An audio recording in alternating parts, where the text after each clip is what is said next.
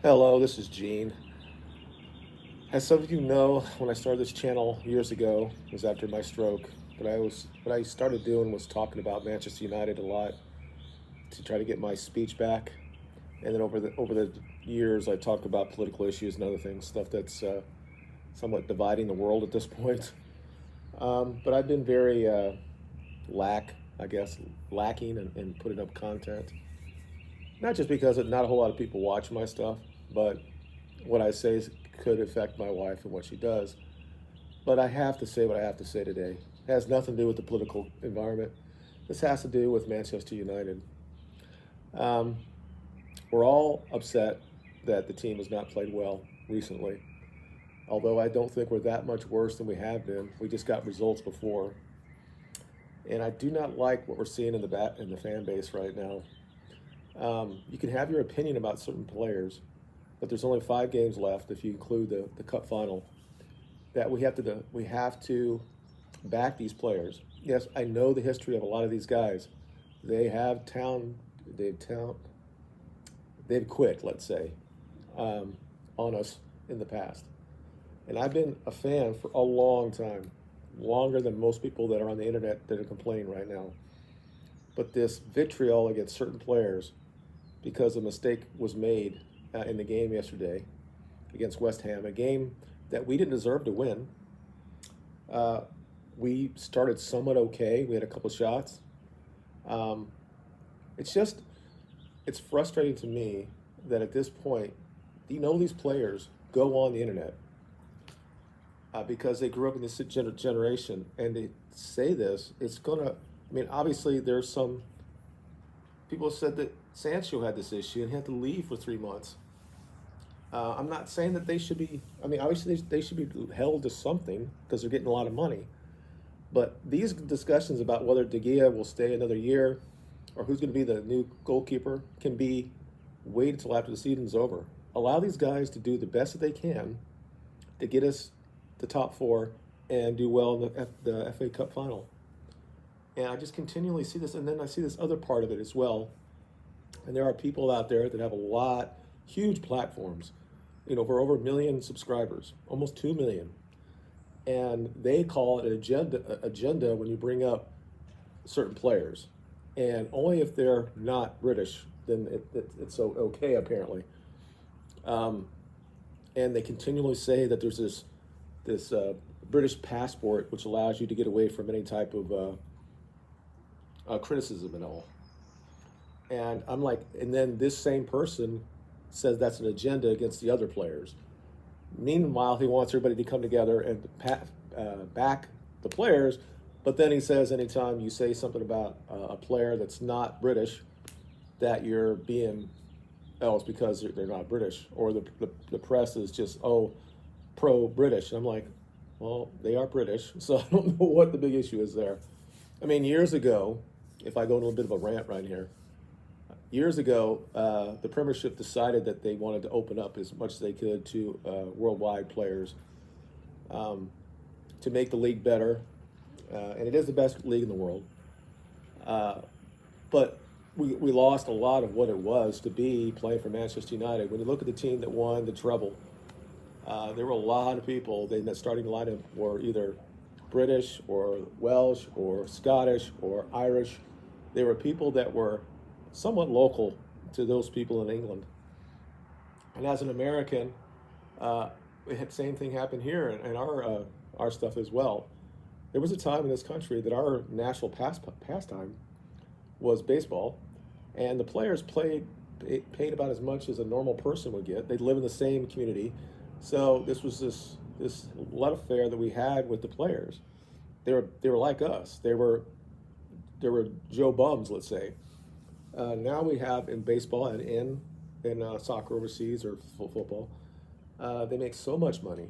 They're kind of like divas, but it doesn't mean they're still human. And yes, he's. I mean, I sit there and I watch the games as passionately as any other person in the history of watching Manchester United. I've spent thousands of dollars, whether I've gone to Old Trafford, flown over there and see the game. When I lived in England, I wouldn't watch them. or when they tour different places, I go see them, or buying satellites so I can watch them. I've been doing this pretty much my entire life. Um, it's we can't at this point when top four is still in our hands to sit there and call out or say things now or have polls saying who should be the goalkeeper or is it now time for us to get rid of them? I mean, Simon Lockhurst or whatever his name is, he's one of the guys in Manchester who writes on Manchester United, are basically was just defaming De Gea today. And if you look at my channel, I mean, whoever watches this, I said something years ago about his problems with his feet, and this is before we got a coach in that wants the goalkeeper to have skills at the to be able to kick the ball out. And I said things years ago that I thought he uses his feet too much to try to save shots, and we all know his problems when being more commanding in the 6-yard box. We all know that he has issues, but I'm like, who are you going to replace him to? And you can't do anything with him right now. You have to give him his backing. No, the thing I really wanted to say on this is that we got 3 of our last 4 games at home. It should be a cauldron in that stadium on Saturday. It'd be like when we played Liverpool after we start off so slow in the season, losing our first 2 games, that we came out there and the crowd was just crazy. And that's how it should be against Wolves on Saturday. It should be so loud that when they came out of there, they should know that what's going to happen is going to be a hiding, because we have not scored. We have not looking like scored for a long time. At some point, we have to explode, and I'm hoping that happens on Saturday, and we get some confidence in front of the goal, and then just do what we need to do. The truth is, we probably need 9 points. I hope this is what's going to happen. I think we're going to beat Wolves, but I think that Liverpool is going to lose some points on Monday. I think that Leicester has a decent amount of players. They're talented enough. They shouldn't be where they're at. They shouldn't be threatening to go down because they have good players. I think they're going to get something from Liverpool.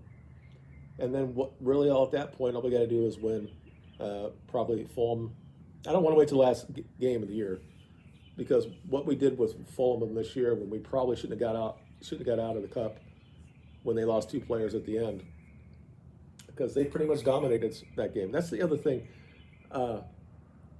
We haven't really played any differently than we have for a while. People said that we had our peak right before we got to the League Cup final, and then we've gone down from that. I think that some of that's true. I think that these players are basically running on fumes, a lot of them. And yes, some players have not played the 50-plus games that we've seen. And some of this has to go on the coach to not allow Sabissa to play more. Some of the other players, Palestri, don't know why he's not playing her more. I mean, personally, if I was a coach, I would start Palestri and Garnacho if they can go the 90 minutes. And then I'd have Rashford up front, because at this point, it seems like Rashford doesn't know how to pass. He wants to score every time he gets the ball, which is admirable when it comes to somebody who's a scorer. And then put Sabissa in there next to Casemiro and have Bruno up there. Because at this point, I think that Eriksen is his value of being creative is not as good, is not helping it as much as the fact that he's such a liability in the midfield. People can talk about Wake Forest and how bad he was. I thought there were a couple times in the game he was the one that was trying to do things. He was actually taking the ball and pushing it down the field and trying to get us into areas while others are not doing that. But really, the overall point of this video is, at this point, I'm not shameful of the players so much. I think they have given everything that they have. I actually believe that. This is not the same team from last year that just quit.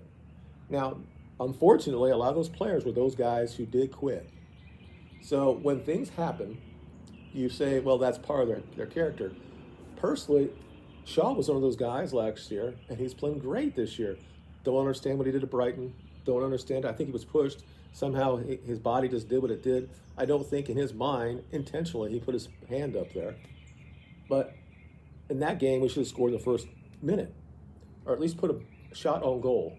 That's when you're sitting and watch Manchester United and you see them get to positions, and then these are guys who are been playing this game their entire life. They're excellent at it. They're experts at it, and they can't put the ball on frame. And it's like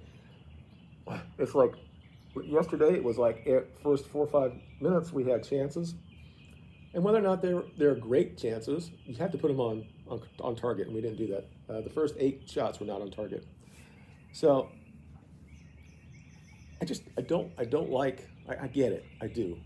And I understand that there are a lot of fans in the fan base that are not really knowledgeable about Manchester United, okay?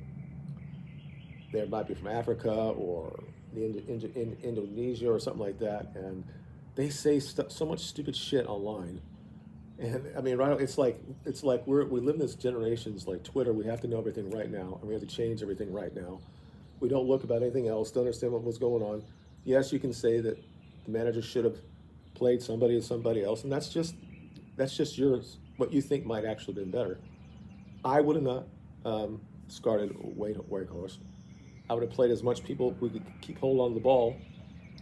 I mean, I think that our defense has been great. I actually believe that. I think our defense has been great. Our attack is crap. And but I think that what he's done, getting rid of Ronaldo, he's going to have the same issue with De Gea. But that's going to be after the season. We have to support these players, and we have to just call out those people that have these big platforms when they go over the end and say stupid shit, or they tweet out like polls on who should be on, who could replace De Gea. Is it time for Dele, or why? This is the same person says that we should back the players. Then his own website or his Twitter handle has polls out there as who should be the new keeper next year. All this, we have a lot of time after we have the cup final in June, that before our next season we'll be talking about transfers and stuff. But there's no reason why this should be going on right now. We should be going out marching in the streets, supporting these players, show them that we're going to be behind them. Don't go into that. I know what's going to happen. This is what I feel is going to happen. If we don't score early on, there's just going to be this unease that's in the fan base. I've seen it before. I've seen it. We lost the title to Arsenal in '98. When they got us down. You know, we had the points, but they had games in the hands, and they just continually win. And this is exactly what Liverpool's doing. And I said it 3 weeks ago. I said Liverpool's going to win the rest of their games, and they're going to do it. They're going to go 10-0. They get their 30 points. They're going to be 71 points. We need 9 points. Brighton's going to lose a game. I don't expect, but if Brighton wins all their games, fair play. They should be in the top 4. We shouldn't be there. They beat us twice. If that happens, if they end up with 25 or 75 points or 74 points, whatever it's going to be, and we don't get ahead that, but we have to win all our games, then fair play. They deserve it. They've lost games this year that they should have lost. They could probably be around 80 points if they win all these games that he has. But they got City, they got Arsenal, and they got Newcastle. So, and personally, if we win our last 4 games, which is a possibility, we're going to finish 3rd, because I think Newcastle's going to lose some games. But anyway, I didn't want this to be that long, but the point I'm trying to get across here is, as fans, our only job is to support the team. At the end of the year and all that stuff, we can have these forums at the end, and we talk about this person did that or whatever. If you really believe these players are not giving their best, I don't see that. I just think that they're devoid right now of what they need to do, and that's going to come down to coaching. And I think that they have a whole week now to talk with Ten Hag, and I'm thinking that's going to come out, and we're going to be very dominant on Saturday. We have to score, though. We have to actually get it in the goal. And once we do that, I think it's going to flood us up, and I think we're going to be fine. The only game I really worry about is Chelsea, and that's only if Liverpool continually wins. And if we have to, at the end of the game, at the end of the year, if we need to get a result against Fulham at home, I think that they're going to be out for revenge for what happened to them in the cup, and because I think they played very well that game. I think a lot of times we have gone out and we've got results against we didn't play very well. And before I leave, people are still saying that we look like from last year as far as how we play. We play totally different now. We're a lot better team on the ball, and the problem is when we don't play well, we don't pass well, it causes issues. Um, and it's we're going to have to deal with if Ten Hag wants a football playing type of keeper with his feet, he's going to find somebody else. I don't know if I think David's done well at certain things, but every game he ends up losing the ball. He did it yesterday, even after the even after the he was missing the easy shot. I've been around for a long time. I mean, there were times that Speichel did the same shit. As great as he was, in that same year, we sat him down. And the question is, who do we? People like somebody else should start for him. That's not going to happen. And why would it? Lindelof and Shaw have been very great, or imperious, really, in the back. Yeah, there was or whatever. What Shaw did, you can't even really explain. And now, I think that they're fine. The question is Wan-Bissaka, Delo, Malacia. What are we gonna do with this? Or if I don't think that Maguire is going to play any of these other games. I just don't see that. I don't want him to. It's just once we get from there to Casemiro and up, we've got to control that there. And as much as I like Eriksen, I just don't think right now he's not really fit. And he can play well in a team that holds on to the ball with 60, 70%. And we did that. We had 65 yesterday. At least at halftime we did. I think we're going to have to find Sabitzer is going to play in there. So if you guys like this video, I can go back and start talking or do more videos on Manchester United and talk about tactics and what I think. Just because I sound like I'm American doesn't mean I don't understand how the game is played. So I've been around the game for a long time, and we're just a little bit off in all these areas. There are a lot of passes that are just missing. And then when we get in good positions, we don't make the right pass. Sometimes we're really greedy. It's there, but I think it's not so much the pressure of being run down by Liverpool. I think it's just tiredness. And once you can't score, and we haven't done very well, I'm just looking at this plane, it looks like he's going down. Anyway, hopefully not. It just gets in your mind. And we have a lot of really good players, technically good players. We don't really have a out and out striker that can do what we need to do. I just think we're going to play a lot better on Saturday. I believe that, and I think that he's going to find the right combination. I mean, I would love if he would play Pelestri, but he hasn't played him at all. So I don't know if he did something kind of like Garnacho did early on when he was on tour. Maybe he lost his. I don't know, but I think he should have been on the game in the last couple of games. He should have came in. But again, if you guys like this, if I get more than 100 views or something, I'll go ahead and talk about it. Talk about more things about Manchester United, stuff that doesn't really talk about politically. And I'll explain what I would do. And again, I love what Ten Hag has done. I like he's got standards. And if we don't end up in the top four, I mean, that's on us. And we'll learn from that. And more players are going to leave. It is what it is. We did spend a lot of money. We got Casemiro. I wouldn't have got him. I think he was too expensive. But he played well for 70% of the time. And Sabitzer, I think, is going to stay. I think there's a foundation there.